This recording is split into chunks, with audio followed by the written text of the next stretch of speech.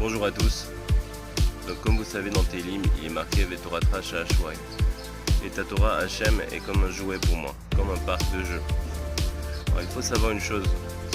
Si on a la possibilité de savoir que Dieu nous aime, si on s'efforce à prendre conscience de cela, pas d'une manière théorique mais bien d'une manière pratique, alors on pourra mettre les choses en perspective.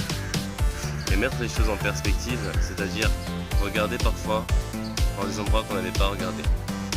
C'est-à-dire parfois regarder en dehors de la boîte et non pas à l'intérieur de la boîte.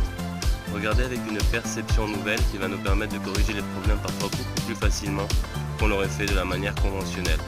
Et ceci, ça demande une foi inébranlable en le fait que Dieu nous aime, en le fait qu'il est notre partenaire pour notre réussite et pas le contraire, en le fait qu'il est là pour nous offrir des univers meilleurs, des mondes meilleurs, dans ce monde-ci et dans l'autre, avec des années de bonheur. Mais ceci, ça demande une foi. Et ceci, ça demande de la joie. Et ceci, ça demande de l'amour. Et ceci, ça demande la foi en l'unité de Dieu. Il est marqué dans le Zohar que 1 et amour a la même racine, 13. Ahava, 13. Amour, donc 13.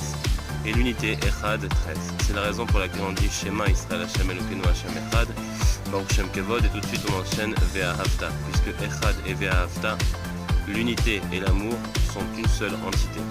Donc si on comprend que tout ce monde en réalité n'est que Dieu, tout ce monde n'est que de la divinité, que ce soit le ciel, les bâtiments, les maisons et les jeux d'enfants, tout n'est que Dieu, tout n'est que divinité, tout n'est que Hachem lui-même, puisqu'Hachem est Echad et il n'y en a pas deux.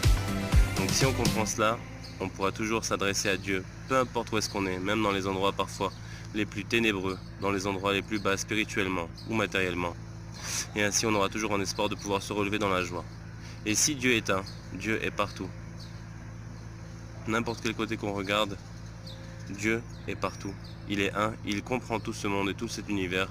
Alors à ce moment-là, c'est-à-dire que s'il est un, il nous aime, comme on l'a appris dans le Zohar HaKadosh de Rabbi Shimon Bar Yochai. Et ainsi Rabbi Nachman nous enseigne de ne jamais nous désespérer, de prier de tout notre cœur et de toute notre âme, de manière à pouvoir constamment obtenir une relation avec Dieu, construire et forger une relation plus profonde et plus amoureuse avec Dieu, comme c'est marqué Nifleta Avatram et Avad Nashim, parce que le but est que l'amour de Dieu soit supérieur à tous les amours qu'on peut avoir dans ce monde et tous les désirs. De cette manière-ci, on pourra vraiment réussir à vivre sa vie pleinement et la croquer à pleines dents, en sachant que Dieu est un et qu'ainsi il nous aime, et en ayant cette foi, ça nous permettra constamment de lui parler et d'avancer et de changer notre monde en ayant un objectif et une vision tout à fait nouvelle par rapport auparavant.